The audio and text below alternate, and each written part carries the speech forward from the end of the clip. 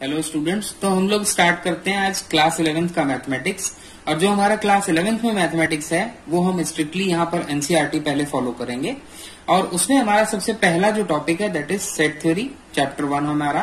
तो उसमें इस वीडियो में हम लोग 3 चीजें सीखेंगे कि सेट्स क्या होता है, उसको डिनोट कैसे करते हैं, उसको रिप्रेजेंट कैसे करते हैं। फिर हम सीखेंगे बिलोंग्स टू क्या होता है, और तीसरा जो सबसे इम्पोर्टेंट है जो हमको आगे भी काम आएगा that is called as interval. हमारे पास 3 चैप्टर ऐसे होते हैं। एक तो पहला हो गया सेट थ्योरी, दूसरा हो गया रिलेशन एंड फंक्शन। और रिलेशन एंड फंक्शन, तो ये जो टॉपिक है हमारा, जब तक हमें सेट थ्योरी अच्छी तरह से क्लियर नहीं होगा तो रिलेशन एंड फंक्शन जो चैप्टर 2 है वो हमें बिल्कुल भी समझ में नहीं आएगा। फिर उसके बाद तीसरा जो पार्ट जिसकी मैं बात कर रहा था वो हम कहते हैं कि पूरी कैलकुलस है। पूरी कैलकुलस में हमारे पास जो चीजें हैं वो ऐसी हैं कि set theory, relations and functions, तीनों चीजें एक साथ इस्तेमाल होती हैं। तो 3 टॉपिक ये हमारे जो हैं पूरे मैथमेटिक्स में सबसे ज्यादा इंपॉर्टेंट हैं और मार्क्स में सबसे ज्यादा रोल ये प्ले करते हैं। तो चलिए हम स्टार्ट करते हैं कि सबसे पहले जानते हैं कि हमारा सेट होता क्या है। देखिए, सेट एक well defined collection of objects है। देखिए, well defined collection of objects, आपने हमेशा ये तो सुना होगा कि ये कलेक्शन ऑफ ऑब्जेक्ट्स एक नाम की चीज होती है।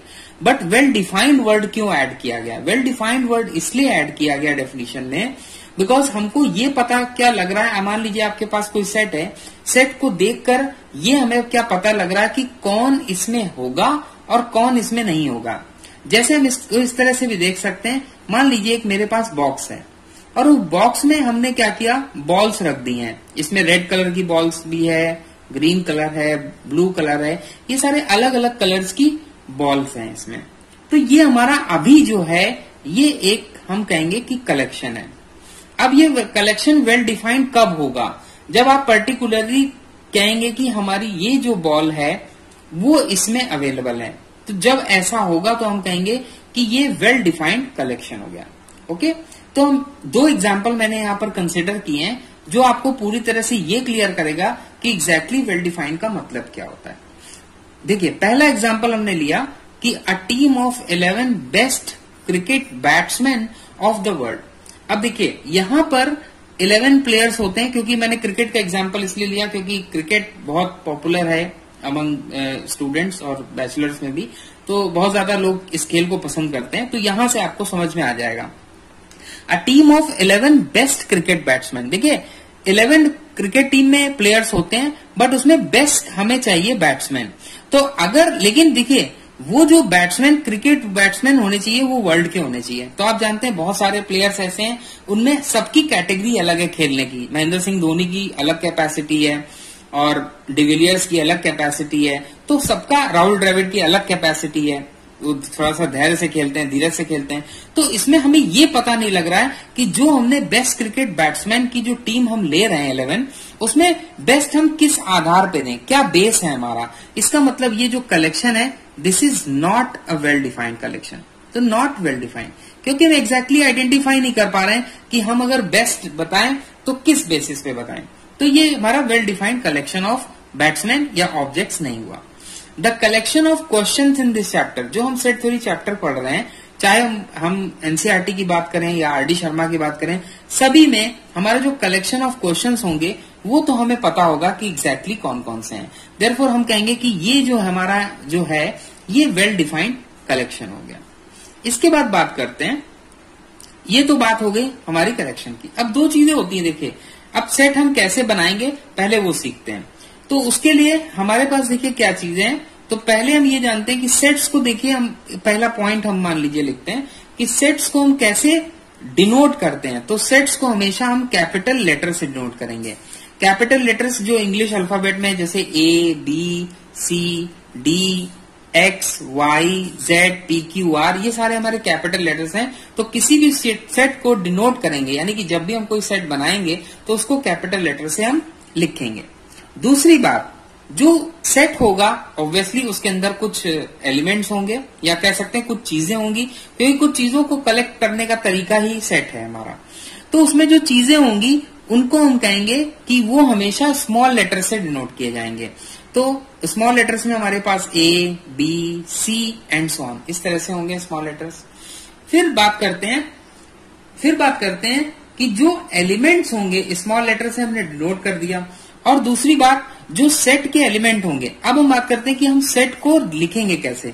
जैसे मान लीजिए हमने कहा आपसे कि हम कैपिटल लेटर से उसको डिनोट करेंगे, तो हमने ए से डिनोट किया और हमने कोई भी एलिमेंट्स, अब एलिमेंट कौन हुए, मतलब उसके अंदर जो हमें कुछ चीजों को कलेक्ट करना है, मान लीजिए हमें अल्फाबेट्स को कलेक्ट करना है, स्मॉल अल्फाबेट्स, तो हमने क्या किया, A B C and so on, ये कहां तक जाएगा, एक्स वाई जेड तक जाएगा। तो हमने क्या किया, ये स्मॉल अल्फाबेट्स को हमने कलेक्ट कर लिया।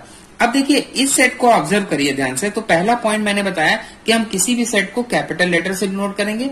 दूसरा पॉइंट, जो सेट के अंदर होंगे, जिन चीजों को आप रख रहे हैं अंदर, इनको हम कहते हैं कि ये हमारे जो हैं वो एलिमेंट्स होंगे या ऑब्जेक्ट्स होंगे या फिर मेंबर होंगे। आप कुछ भी कह सकते हैं, एलिमेंट कहिए, ऑब्जेक्ट्स कहिए या फिर मेंबर कहिए। तो अंदर की जो चीजें उनको हम कहेंगे कि वो ऑब्जेक्ट्स हैं, एलिमेंट्स हैं या फिर मेंबर्स हैं। ओके। और दूसरी बात ये है कि कोई भी एलिमेंट, जैसे अब तो हमें एलिमेंट पता लग गया, तो कोई भी एलिमेंट हमारा रिपीट नहीं होना चाहिए। मतलब एक बार अगर कोई एलिमेंट आ गया तो दोबारा हम उसको काउंट नहीं करेंगे। ये बेहतर कैसे समझ में आएगा वो हम रोस्टर फॉर्म में देखते हैं। देखिए सेट को रिप्रेजेंट करना और डिनोट करना दोनों में फर्क है। डिनोट करने के लिए हमने क्या है, हमने लेटर से ले लिए, कैपिटल लेटर से ले लिए, एबीसी एक्स वाई जेड।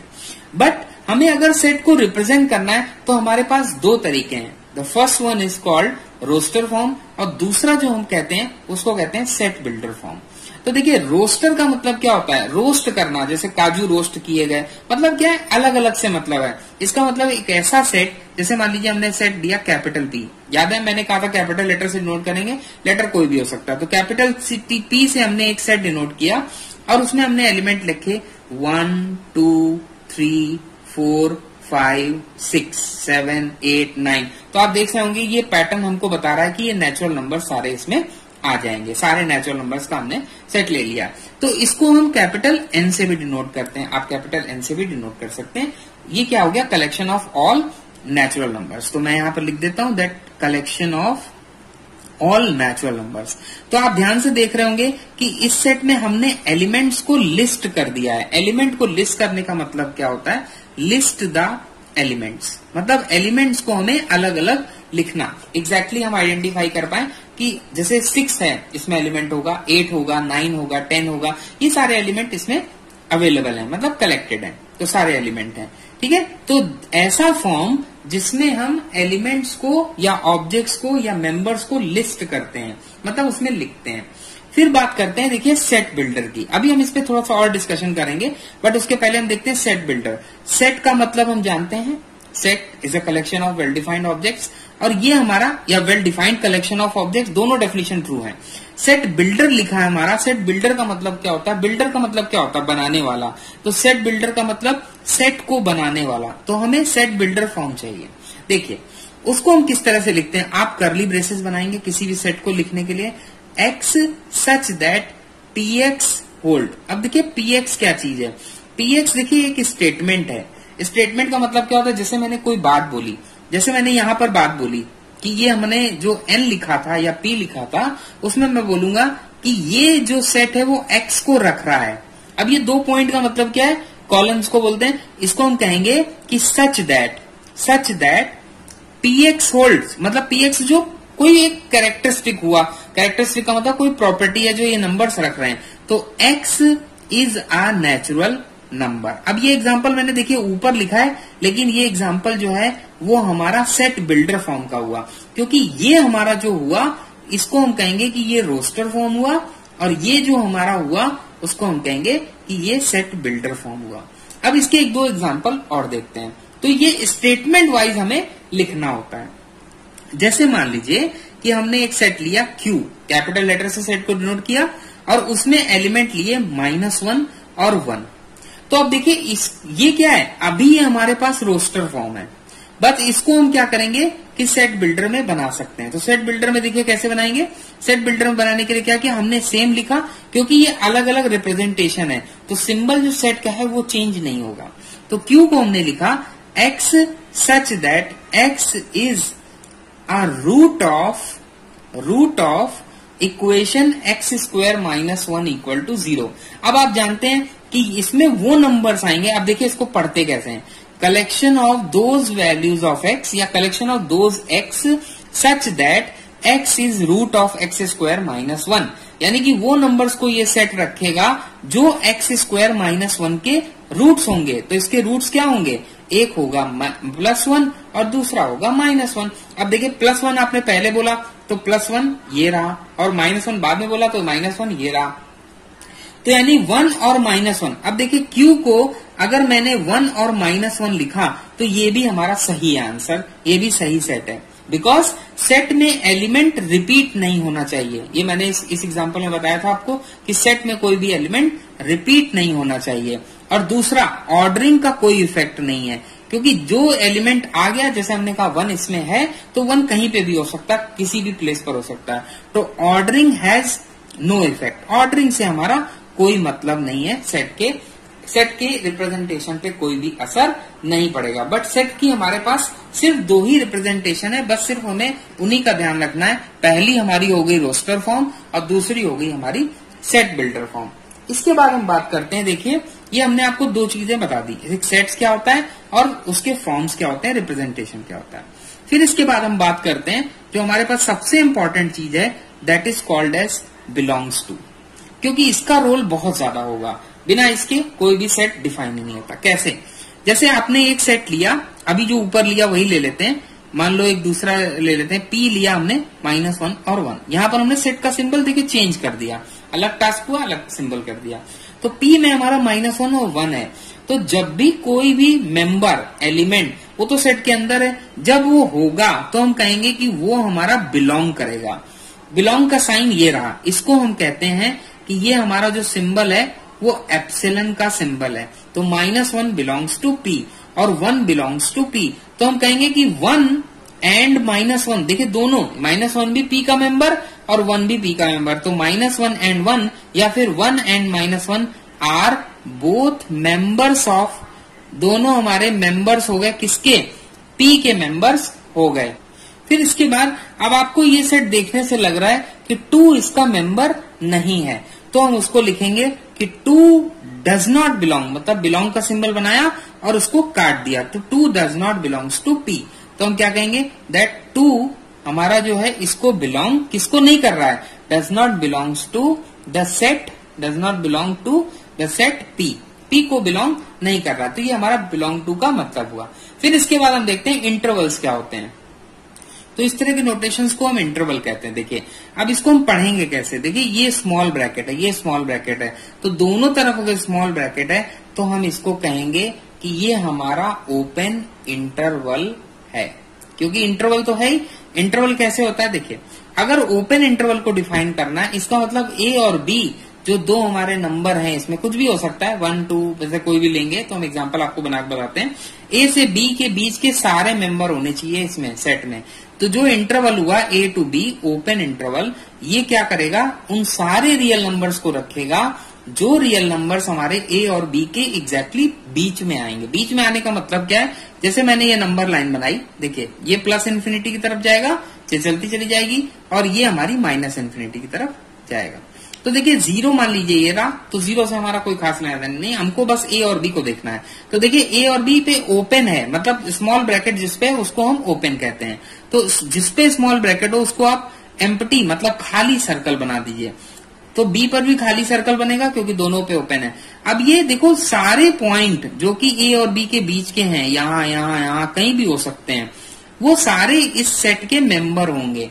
मतलब A इसका मेंबर नहीं होगा। ये इंटरवल है, तो इस इंटरवल का हम नाम भी दे सकते हैं। जैसे मान लीजिए कि हमने इस इंटरवल को I1 नाम दे दिया, तो हम कहेंगे कि A हमारा I1 में नहीं है, B हमारा I1 में नहीं है। ओके, अब इसी तरह तो इसको हम कहेंगे ओपन इंटरवल। तो सारे पॉइंट बीच के रखेगा, लेकिन A और B को छोड़ देगा। तो जिसको छोड़ेगा उसको मैं हमेशा खाली सर्कल बनाता हूं। तो इसी तरह मैं इस इंटरवल को नाम देता हूं I2। अब देखिए A पे ओपन है, मतलब A पे स्मॉल ब्रैकेट और B पे बड़ा ब्रैकेट। बड़ा ब्रैकेट का मतलब उस नंबर को हमें ले लेना। तो फिर से हमने नंबर लाइन बनाई I2 के लिए। तो I2 के लिए जब मैं नंबर लाइन बनाऊंगा तो A पे मैं खाली सर्कल बना दूंगा और B पे मैं डार्क सर्कल बना दूंगा। मतलब B को मैंने ले लिया, A को छोड़ दिया। तो A और B के बीच के सारे मेंबर्स को हमने ले लिया, उसको इस तरह से लिखेंगे। और डी को भी ले लिया लेकिन ए को छोड़ दिया। Okay, in the similar way I3 define करेंगे। तो ये देखिए ये जो इंटरवल है आधा देखिए ओपन है आधा क्लोज्ड है, तो जो बड़ा ब्रैकेट होता है उसको हम क्लोज कहते हैं। तो इसका मतलब ये इंटरवल को हम कहेंगे कि या तो ये सेमी ओपन है या फिर ये सेमी क्लोज्ड इंटरवल है। ठीक है, तो पहला हमारा ओपन इंटरवल आया, दूसरा हमारा सेमी ओपन आया या फिर सेमी क्लोज्ड आया। देखिए I3 की बात करते हैं। I3 में ए पर हमारा क्लोज्ड है, मतलब ए को हमें ले लेना है तो हमने डार्क सर्कल बनाया, बी को छोड़ देना है तो हमने बी पे स्मॉल सर्कल बनाया। तो ए को ले लेना है, बी को छोड़ देना, और ए और बी के बीच के सारे मेंबर्स को हमें ले लेना, उसी तरह से इसमें ले लेना। तो इसमें फिर से हम कहेंगे कि बी पे देखिए स्मॉल है और ए पे हमारा बड़ा ब्रैकेट है, तो फिर से हम कहेंगे कि ये या तो सेमी ओपन हो सकता है या फिर सेमी क्लोज्ड हो सकता है। दोनों में से कोई भी एक अगर हम लिखेंगे तो काम हमारा चल जाएगा, कोई दिक्कत नहीं। इसी तरह I4 हमने लिया, तो I4 में A to B हमारा क्लोज इंटरवल है, इसका मतलब दोनों पे क्लोज है, तो हमें A और B दोनों को कंसीडर करना है, यानी कि दोनों ही इस सेट के मेंबर होंगे। तो हम क्या कहेंगे, A और B के बीच के सारे मेंबर और A और B भी इंक्लूड हैं, तो इसको हम कहेंगे कि ये हमारा क्लोज्ड इंटरवल हो गया। इंटरवल का मतलब ही है कि बीच का मेंबर बीच का होना चाहिए। ठीक है, तो इंटरवल जैसे हमारे स्कूल में क्लासेस में होते हैं, इंटरवल होते हैं स्कूल्स के, तो उसी तरह से है कि उनके बीच में जो गैप है या तो वो फिल हो जाएगा या फिर गैप रहेगा। तो वही चीज की बात है।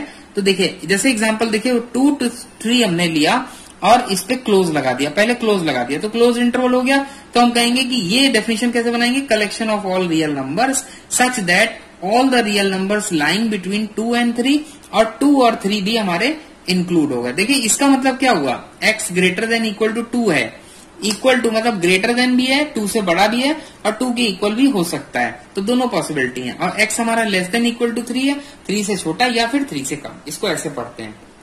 तो 2 से 3, तो इसी तरह आप एग्जांपल बना सकते हैं। 2 से 3 हमारा ये सेमी ओपन हो गया, फिर सेमी क्लोज या सेमी ओपन, इस तरह से आप एग्जांपल बना सकते हैं। तो इस इंटरवल की जरूरत हमें बहुत ज्यादा पड़ने वाली है क्लास 11th की मैथमेटिक्स को डील करने के लिए। तो अब मैं इसके एनसीईआरटी के एग्जांपल्स नेक्स्ट वीडियो में स्टार्ट करूंगा, जिसमें आपको एक एक एग्जांपल बताऊंगा और विद डेफिनेशन। जो भी हमें सेट थ्योरी में जो भी एग्जांपल्स करना होगा उसको हमेशा हमें डेफिनेशन से वैलिडेट करके डेफिनेशन की मदद से ही करना होगा, तभी हमारे सारे क्वेश्चन करेक्ट होंगे। Okay, thank you.